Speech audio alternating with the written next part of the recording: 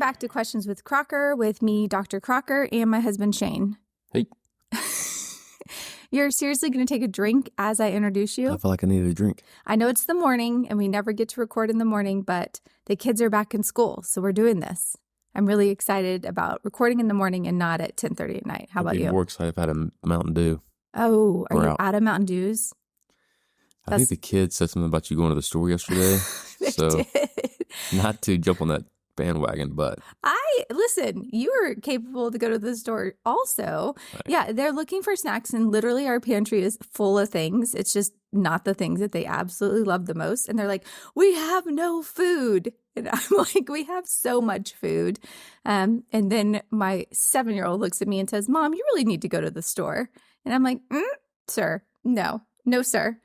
Our cat wants to be a part of this podcast today. He is all up in our business. It's because he was in the hospital for a couple days for diarrhea. And I feel like ever since he's been home, he is wanting to be like right by me and wanting to know that I'm going to keep him here and not make him stay at the hospital again. Do you remember what happened the night he had diarrhea? No. I felt honestly like the worst pet owner / veterinarian ever because he was being super annoying and crying a lot. And I just thought that he was being needy and it was bedtime. And so we finally got settled in bed and he usually comes and lays with us. And I'm laying there and I keep hearing him like, and I'm like, what is happening? Like, why? And I was about to lose my mind. So I get up to go check and see if he like locked himself in somewhere or something is happening. And I see his head pop out of the guest room bathtub and he had diarrhea all over the inside of that bathtub. And he was trying to like cover it up and he couldn't because there's no like litter in the bathtub. But the poor thing was so worried about it. And that's why he was crying and upset. And I was like, I feel like the worst mom ever. It's like when your kid says like, my tummy hurts and you're like, yeah, you'll be fine. And then they start like throwing up everywhere. Plus I'm a veterinarian. Like I should have known that he was sick. So anyways, took him in, everything checked out. He just had diarrhea and he's back on track. But He probably ate something. Oh, he definitely ate something. Definitely. That's what our animals do is they eat stuff they're not supposed to and then get sick.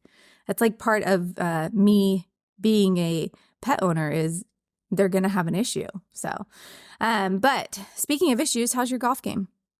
It's been better. It's been worse.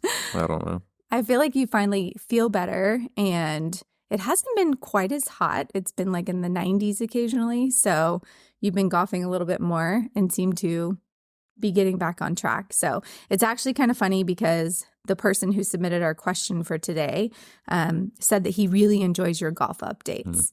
And so I was laughing about that because I wondered if anybody actually listened to that part of it and found it as funny as we did.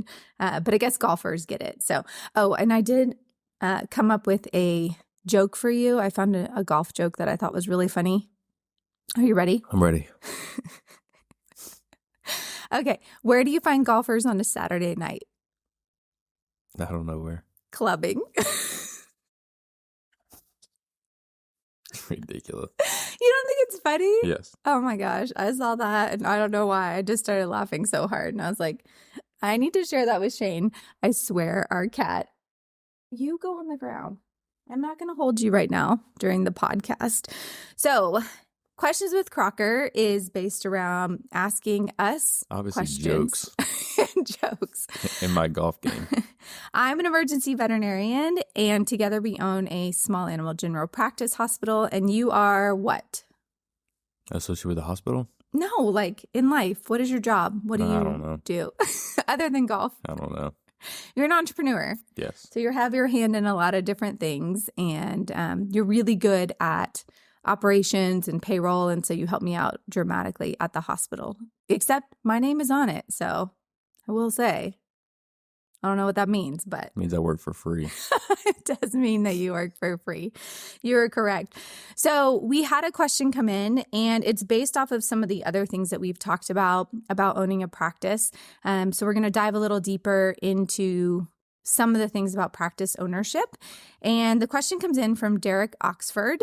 And other than getting golf game updates, he wanted to know two things. So we'll start with, how do we decide, or how do people decide to go with either buying an existing hospital or doing a startup when they want to own a veterinary hospital? And I thought this was a good question because initially I was in the startup camp and you were definitely more in the existing hospital camp. So tell me a little bit about the differences from your perspective and why you were leaning more towards existing. Both are really good options. A lot of times I call startups de novos. So I've had a lot of experience with de novos in other fields. There's a lot of value in a de novo because you can make it what you want from the start. You eliminate some of the issues with maybe staff that shouldn't be there, not a good cultural fit. You get the layout, the design, the flow, the color scheme, everything that you kind of want in a startup. The part that you don't get is the revenue immediately. Right. So, and it's a lot of work, in my opinion, to get a de novo stood up. All the stuff you have to do through the city to get permits done, to get the build out done, all the front end work that's going to take a lot to do before you get any kind of revenue coming in the door.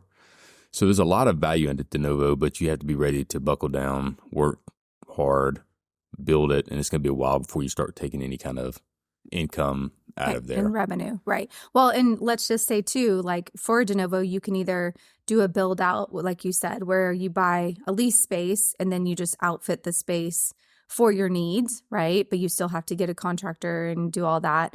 Or you can build a hospital and you can just make a hospital exactly what you want. And so I think that those two options are even within the de novo part of it. If you buy an existing hospital, you're buying the hospital, you're buying the building, and you're buying the setup that's already there. Not meaning you can't change it, but it is a little bit more set in how things are going to flow. So, and then why do you like the existing hospitals? Your biggest thing was that they had existing client and revenue stream, and the value of that is hard to pass up on. But I will say only if they have goodwill and they have a workflow and a culture that you think is going to work for you. Yeah, or an opportunity, right? I mean, it could be that you're buying something that you know is not what you want today, but has the opportunity to be what you want in the near future. So sometimes when you're buying an existing practice, you're looking for that opportunity as well. But I will say, you said that you have to be ready to buckle down with a de novo and do a lot. I would argue it might be even more work to buy an existing hospital that is so opposite of what you want it to be, that to turn it into what you want might be even more of a headache. Yeah, I don't want to downplay the amount of work involved, but there's going to be a lot more startup work in a de novo. And you're probably, quite honestly, going to be working somewhere else while you're doing that because it's going to take so long to put that together. I would be very surprised if somebody quits their job, spends 6 months, working on the startup 100% full time. So my guess is you're probably going to be working somewhere else while you do this at night and try to get everything going. So the de novo definitely works, but it's going to be a lot of upfront work. You're actually very accurate. I have a lot of friends that own veterinary hospitals, and pretty much all of them that started from scratch did emergency relief on the side initially when they started out, or they just did, relief or worked at their other hospital for a while. So it is hard to build it up to a point where it is fully sustainable, to pay you as an owner and as the veterinarian. And I think with the cost of student loans these days, a lot of people are having a hard time being able to do that and do both. So you can get financing and some startup money, but it's still definitely an uphill battle.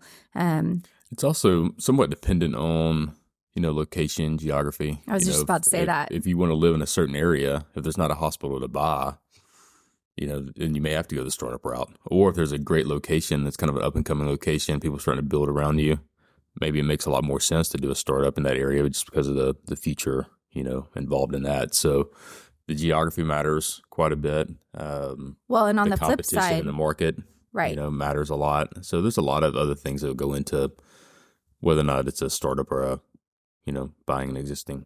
Well, and the same thing with buying an existing, depending on location and how saturated the market is, you may not be able to build another hospital in that market. Like our city, if you want to add a new business, they look at what other businesses in the area already do that, and they try not to oversaturate a market. And so you have to pretty much buy an existing hospital because it's hard to put one in a space that you want it to be in. So that's definitely one of the main reasons that it worked for us. I think the goodwill and the clientele that was already there was a huge part of us buying an existing hospital. Then you got to look at financing too, right? I mean, if you have an existing business, bankers look at that one way because they can look at, previous revenues, profitability. With a de novo, it's your opinion on what you can do over a certain amount of time. So the financing for a startup is going to be looked at much different than buying an existing practice as well. Not to say you can't get financing for a de novo because people do it all the time. One of the upsides to de novo is you get brand new equipment, right? It's going to be expensive, but there's ways to finance the equipment through, other vendors, et cetera. But, it's all going to be brand new, state of the art stuff. So I don't know. They both have their pluses and minuses. Well, and from a staffing perspective, we know that staffing is really hard in veterinary medicine. I think there's pros and cons on both sides still in that regard. So it's great to buy a hospital where you have a really loyal staff who loves where they work. They love the location. They feel like they're being paid well. They really care about the clients and they know the clients well. And I think if they already have a good culture, it can be a really good situation for you to buy and have that core group that you get along with and that you think is going to go with you. On the flip side, with an existing hospital, if you have toxicity or you have them doing things a certain way that you don't agree with, not everyone's comfortable with change. And you're probably going to have turnover. You're going to have turnover. Yeah. There's zero chance you won't. And I think that was one of the hard lessons for me to learn is even if I felt like I was a decent leader, I cared about people, I had a good idea for a hospital, not everyone was going to want to be a part of that. And they were more comfortable with the way things were before. Or if, in our case, we, I guess, changed the expectations a little bit from what they had before and held people a little more accountable, they were uncomfortable with that. And so I think that it is good to know that people are going to be open to change and what you have to say, and that they will be willing to give you a chance as an owner. But we've had 50% turnover. I think it's been good for our team because we've been able to bring some people on board we really like. But I think any new owner should expect that they're going to have at least 50% turnover in staff, no matter how great they are and how great the idea is. Now on a de novo, you get to hire from scratch. So staffing on the de novo side of things, you can pick the people you want, you can really build the culture you want, but it's really hard to find people these days. And so trying to hire in a market that is really saturated with vet hospitals or in somewhere that's more rural where maybe you don't have as many skilled people to choose from, like in the veterinary field, I think you can set yourself up for disaster if you have an awesome new building and a great idea and you put a ton of money in it, but you can't staff it. Yeah. So I like the idea of already having some people in place, and especially the fact that we were able to retain the veterinarian who had been there for so long that clients loved, and she wanted to stay on and just adjust her schedule. And so I think that was a huge bonus for us when it came to buying an existing hospital versus a startup. We took somewhere like Veg, right? They're only going to do de novos. It's such a unique concept. Like there's zero chance you're going to go out and buy, an existing practice. Well, so the interesting thing is when they started out, they did buy a couple existing practices. And then they quickly decided we need to do de novos because with the concept of the open concept ER, they have to build their hospitals in a certain way. And trying to do that in a more traditional hospital has not worked out well. And so a lot of the ones that they've actually built buildings close by that fit what they wanted and transferred into those. And then some of the ones that are still more closed models that were original hospitals in that area, they're only building de novos still. So I think that it's a testament to the fact that you have to have your building and your culture fit what your idea is. And so that's where maybe building a de novo, especially if it's something that is so different, is really, really important. Yeah, I think if you look at, if we decide we want to have multiple hospitals at any point in the future, it may make sense for us to do de novos going forward as opposed to do acquisitions.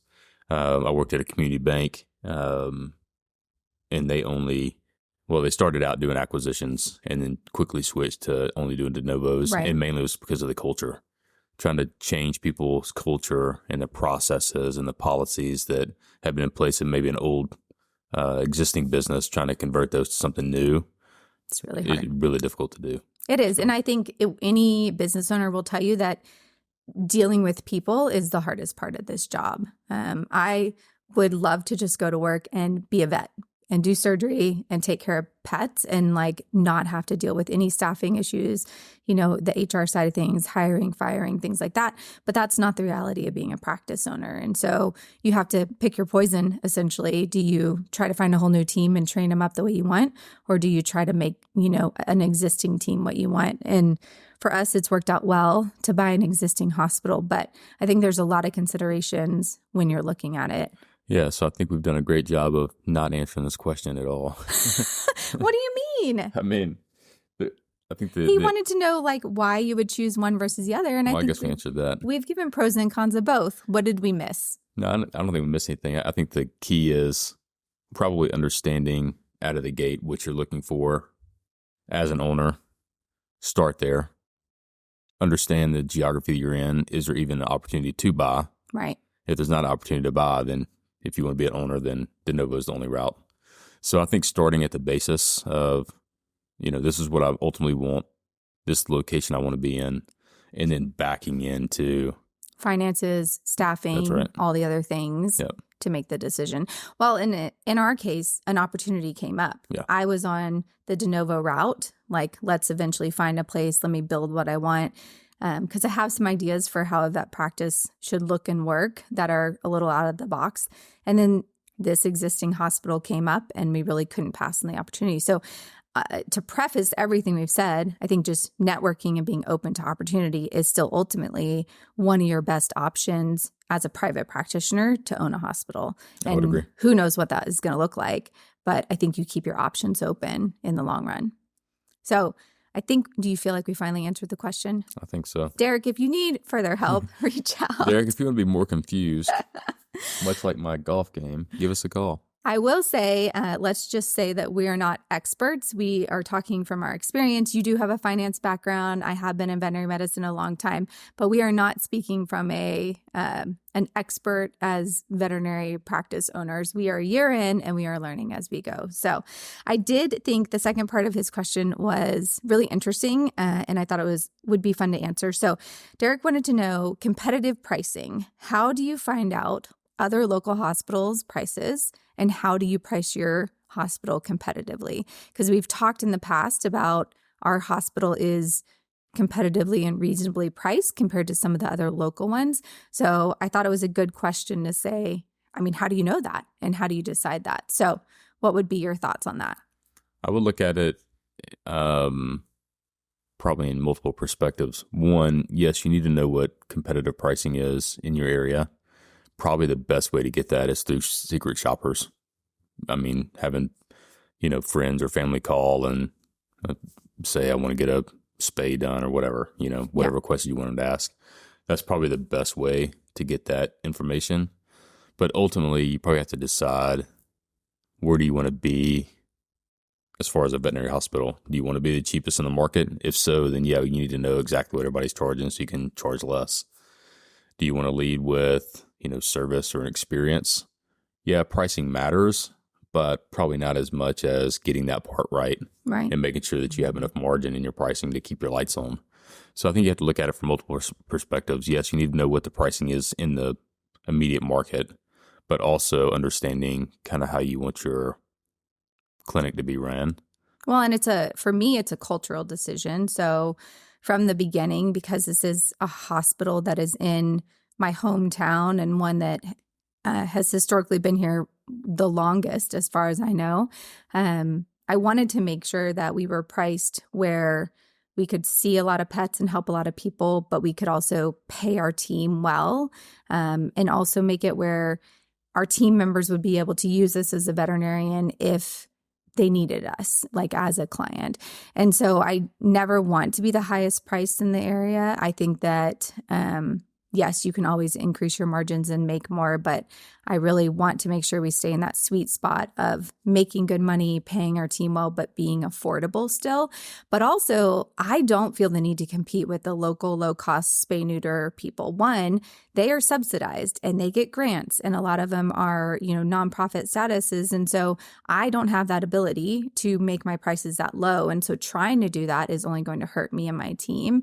And they are not based on, client experience. They are based on volume, and I don't want to be based on volume. And so it is a little bit of a, psychology around how you want to practice and how you want your team to feel about what you're doing and how you want your pet owners to feel about how you're doing. And that's not to say that we didn't buy the practice and bump prices a little bit. One, because of inflation, and two, because we did research and we found that we could bump prices a little bit and still be well in a sweet spot where we weren't the most expensive, but we weren't competing against the low cost places. And the existing clientele, I haven't heard pushback on our prices. And so I think that is something that you have to think through pretty thoroughly, and make sure everyone's on board with what your thought process is behind that. Yeah, I think also understand that some hospitals may play pricing games as well. Mm-hmm. I mean, what people are going to call and ask, and right. They may, charge less for those, but the add-on pieces to that may be, significantly higher. Yep. So just be careful if you do call and, are doing some price shopping, that you don't get sucked into, not comparing apples to apples, if you will. Yeah, that's actually a great point. And actually, that's a great point for pet owners too. If you call and say, I have a dog, it's 30 pounds, what's the spay cost? If they tell you a price, you should say, what does that include? Or they should tell you what it includes, because I have heard of that where they'll give you the base price of just the surgery. And then you get there and they say, oh, but if you want pre-anesthetic blood work, it's this much more. If you want them to have a catheter, which you really should because it would be safer that way, it's this much more. Oh, and this is a painful procedure. So if you want us to give pain meds, it's this much more. Now, I don't play that game. When people call, they get the price for all the things that we would recommend for a spay, including pain meds, because every pet that is spayed or neutered should get adequate pain control.